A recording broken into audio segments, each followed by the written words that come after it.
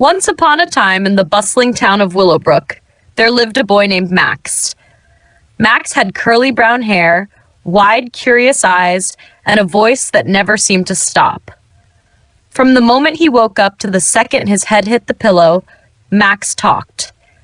He talked to his parents, his little sister, his dog, his goldfish, his neighbors, and even to strangers in the park. If there was someone nearby, Max had a story to tell. And if there was no one nearby, well, Max would talk to himself. Max didn't mean to be rude. He wasn't trying to be annoying. He simply had so many thoughts in his head, and they all wanted to come out.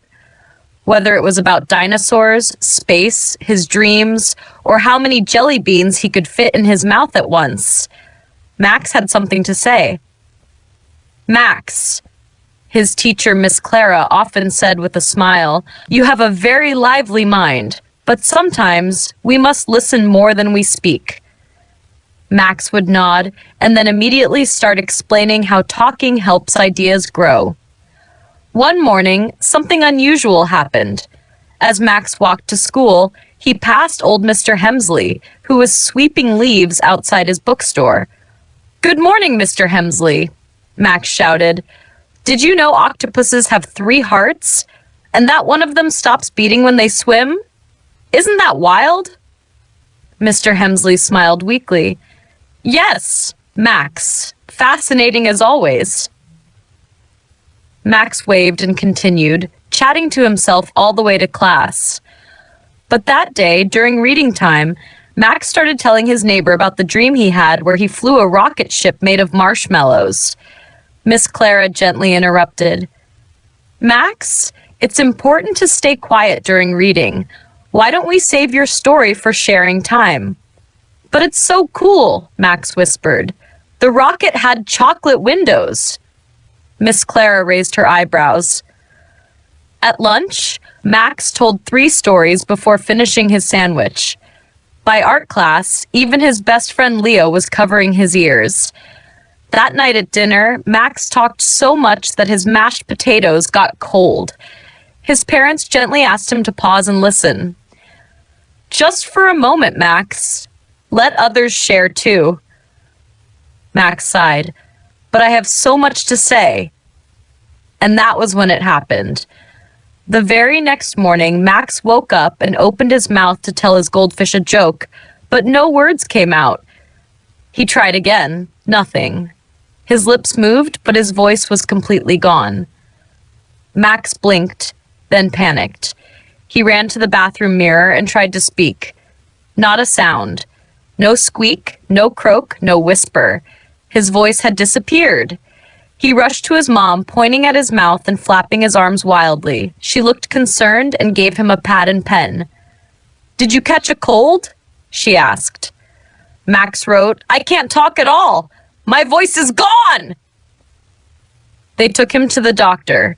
She checked his throat, ears, and lungs. "Nothing's wrong," she said, puzzled. "No swelling, no fever, no damage. It's as if your voice just decided to take a break." Max's eyes widened. A break? At school, he handed Miss Clara a note explaining the situation. She smiled kindly. "Then maybe today, Max, you'll get to hear what the world sounds like when you're listening instead." Max sat quietly all day. At first, it was hard. His fingers twitched every time someone said something he wanted to respond to. But slowly, something started to change. During group work, he listened to his classmates' ideas instead of rushing to share his own. He noticed things he never had before. How Mia always doodled while thinking. How Noah used his hands when explaining things. How Leo hesitated before speaking up, but always had smart ideas. At recess, Max didn't dominate the conversation. Instead, he sat with his friends, nodding and smiling, letting them take the lead. To his surprise, they all seemed relieved, even happy. That evening at home, Max sat quietly at the dinner table. His sister told a silly story about preschool, and his parents laughed so hard they nearly dropped their forks. Max watched, grinning, and realized that listening made him feel more connected, not less involved. The next day, Max still couldn't speak, but he was starting to understand something very important. His words were special, but so were everyone else's. By the third day, Max was beginning to enjoy the quiet. He was learning more than he ever had by simply observing. He noticed the way his teacher's voice changed when she read exciting parts of a book. He discovered his dog made little happy grunts when it ate treats. He even figured out that his sister liked to hum before bedtime. That night, Max curled up under his blanket, clutching his notebook full of all the things he wanted to say, but hadn't. Just as he closed his eyes, he whispered softly, "Good night." He gasped.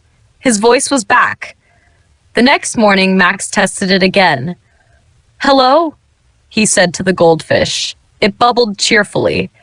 He smiled. At school, everyone was eager to hear what Max had to say. He raised his hand during class, but didn't interrupt. He waited his turn during show and tell. He asked Leo about his weekend before talking about his own. Miss Clara gave him a proud nod. "You've become quite the thoughtful listener, Max." Max beamed. "I guess I finally realized. Sometimes, silence is just as powerful as words."